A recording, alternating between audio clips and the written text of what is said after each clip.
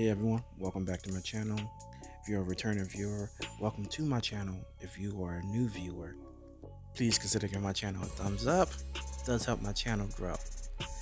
So, this is a legit sequel. I did not know this was going to be a legit sequel. I thought it was going to be a reboot or a remake.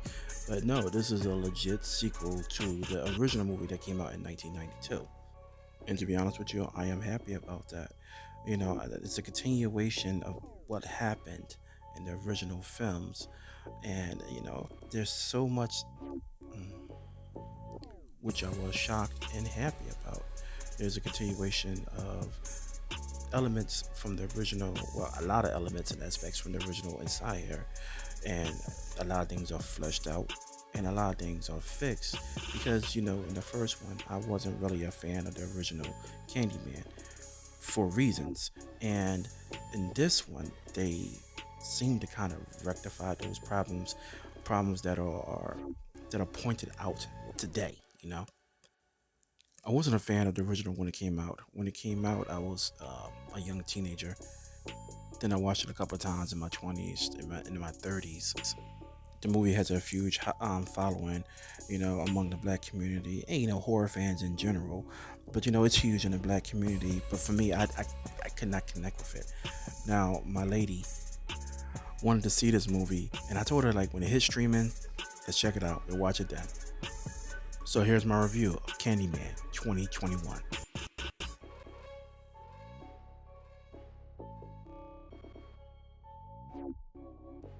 So they expanded on the Candyman universe. It's like more of an urban legend or folklore now.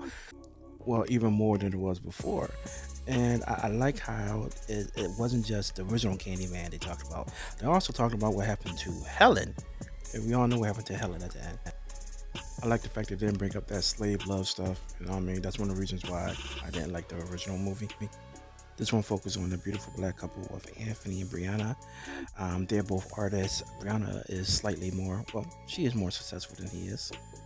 So she hooks him up with a showing, and, so he gotta get his shit together. One night, her brother comes over and he tells the tale of the Candyman. This intrigues Anthony, and he wants to go out and find more about the Candyman. So he goes back to the original settings of that Chicago area. Everything is different now because everything has been gentrified. And I really enjoyed that element that was added to this film. The original one, they talked about it, but in this one, they really explore on it. As Anthony's still doing his research, he's taking photographs. That's when he runs into Coleman, a native who is living there, and he tells him the story of his Candyman and what happened to him. This leads Anthony to summoning the Candyman, and that's when all the bullshit starts to happen.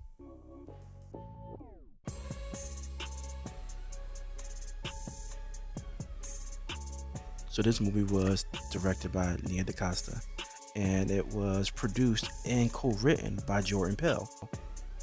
And Jordan Peele, he wrote and directed Get Out and Us, two modern black horror films.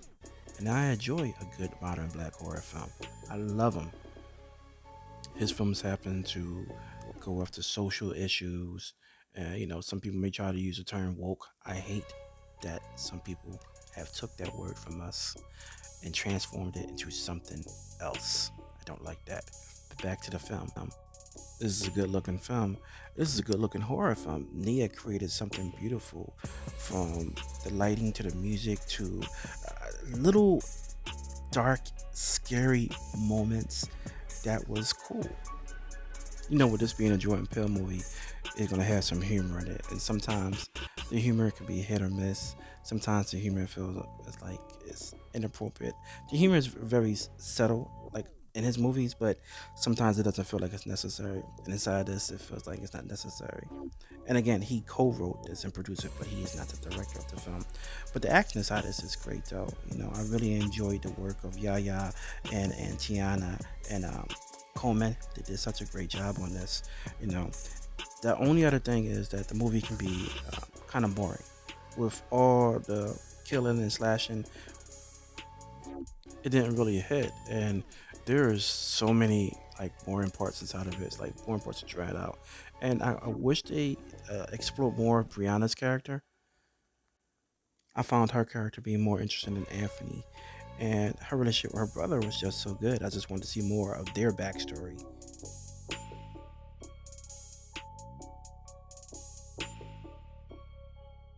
So I feel that this is just an okay film.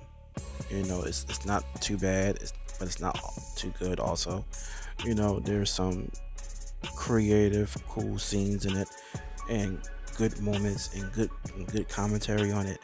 It's just that I don't feel that it was enough. I feel like they should have explored more. And truth be told, I wouldn't mind the gore was times 10. You know what I mean? What is crazy is what I said earlier, that my lady, she wanted to see this movie more than I did, and she's been asking about it for months, and it finally hit. And every time I turned to look at her and she was watching the movie, she just had this expression on her face as if she was really bored or slightly disappointed. But for me, I feel like it's a mixed bag. So here's my rating system. And I gotta say, Candyman 2021, it got me feeling indifferent. So yeah, that was my review for it. um, if you like this video, please consider giving it a thumbs up. If you didn't like it, give it a thumbs down and leave a comment. Tell me why you didn't like the video. If you really enjoyed this content and you want to see more from me, please subscribe. Hit that subscribe button. Really appreciate it. It really does help me out a lot. And check out my last 2 videos. There's a link for them in the description. Thank you.